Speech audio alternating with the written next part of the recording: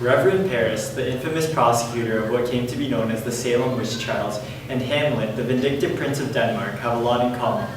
Both caused the deaths of multiple people around them, and many times these lives were lost unnecessarily. Little is known of the whereabouts of Reverend Paris and Hamlet until now. 60 Minutes has an exclusive interview with these two killers, highlighting their dark pasts, regrets, and wishes. Hello, Reverend Paris. Thanks for joining us today, and welcome Hamlet, who's here with us in spirit. Hello, thanks for having me. Hi, I'm excited to be back in the real world. Hamlet, can you tell us about your experiences prior to your death?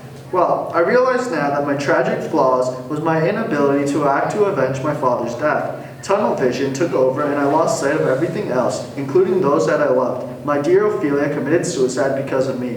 I myself can relate to what you are saying, Hamlet, because of the harm and death I caused during the Salem witch trials. I was consumed by the thought that my reputation would be in jeopardy if the town found out someone in my household was calling upon the spirits. In the end, my actions caused 19 people to be hanged. I would never be able to live that down. I see. It seems like man's inhumanity to man is a very prevalent theme in both of your situations. Often in time, when narrow-mindedness takes over, violence is the result. But Hamlet, it still seemed as though you loved some of those around you, and they loved you too. Love in its various forms is also very common. Yes, I still love my mother Gertrude and Ophelia very much. Is there anything that you could have done to prevent your ultimate fates? Let's start with you, Reverend Paris. Without a doubt, I would have used scope.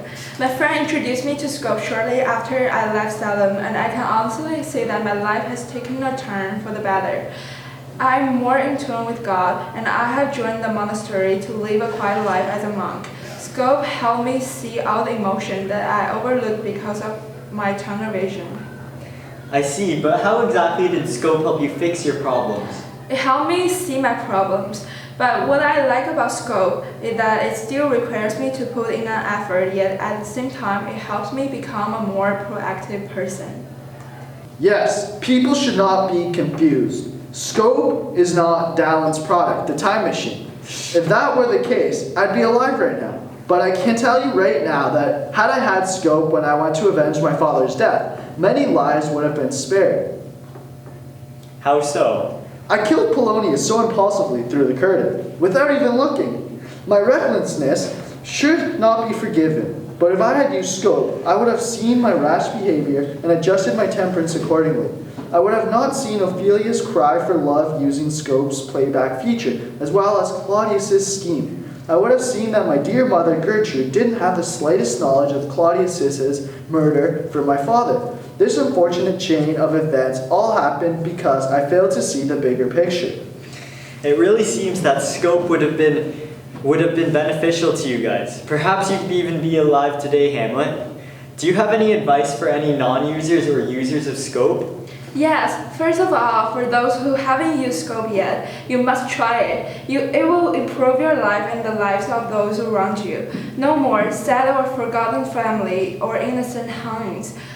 Use scope and live a life free of regrets. Thank you for joining us this week on 60 Minutes, and thank you both for your time. Next week on 60 Minutes is Henry Allen, the bewildered rancher from California.